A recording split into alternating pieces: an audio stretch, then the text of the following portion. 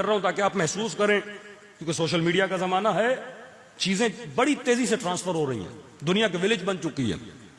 Western society का जो culture है वो आपके इस्लामी कल्चर में आहिस्ता आहिस्ता घूमता जा रहा है, आपके घरों में इन होता जा रहा है। अब आप इमाम ज़माना का नाम लेते हो, लेकिन अगर निजाम तागूत में रहोगे कभी इमाम ज़माना का नाम लेने कोई फायदा नहीं होगा।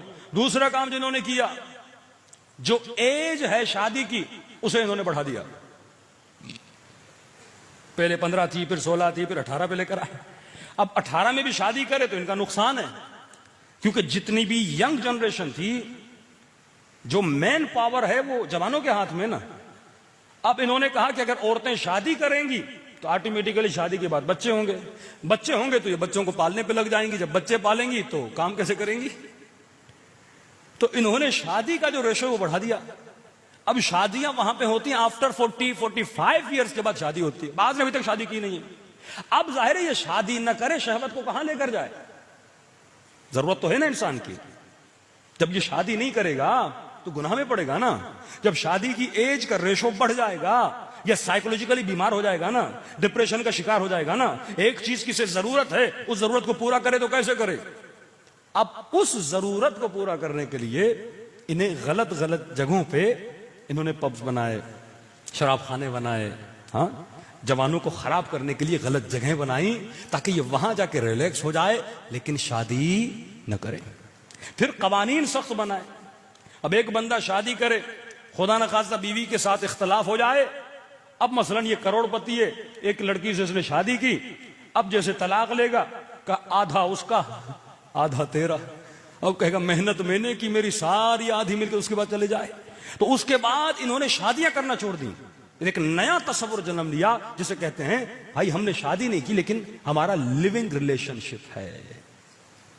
मतलब विदाउट शादी, विदाउट निकाह हम दोनों एक दूसरे के साथ रह रहे हैं, बच्चा भी नहीं करेंगे, यानी ताल्लुक सिर्फ हैवानी बना। इस्लाम कहते हैं शादी हैवानी ताल्लुक को कायम करने के लिए नहीं है, शादी बेहतरीन नस्ल को पैदा करके उसे हुसैनी फिक्र देने के लिए है।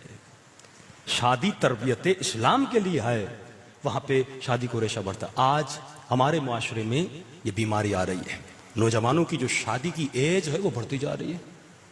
अली वाला 32 साल का हो गया, शादी नहीं की। अब पूछा जाए भाई आपने शादी नहीं की, गुनाह से कैसे बचते हो? कहते मौला मैं तो बड़ा मोमिन हूं, बड़ा मुत्तकी हूं।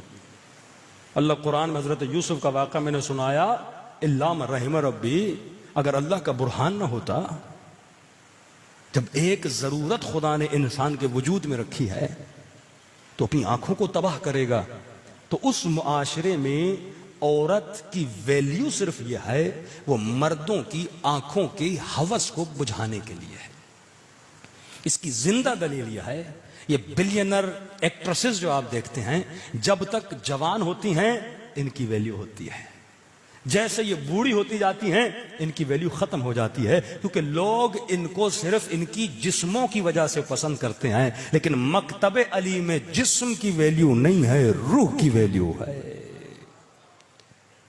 ईरानी खातून मुत्तकी परहेजगार, उसने शादी की, शोहर उसका गया जिहाद पे, 8 ईयर्स ईरान इराक की जंग हुई। जैसे वो बेचारा वहां से आया, एक बम के नतीजे में उसकी टांगें जाया हो गई, उसके हाथ जाया हो गए। ये खातून 60 साल उस जानबाज के साथ जिंदगी गुजार रही थी।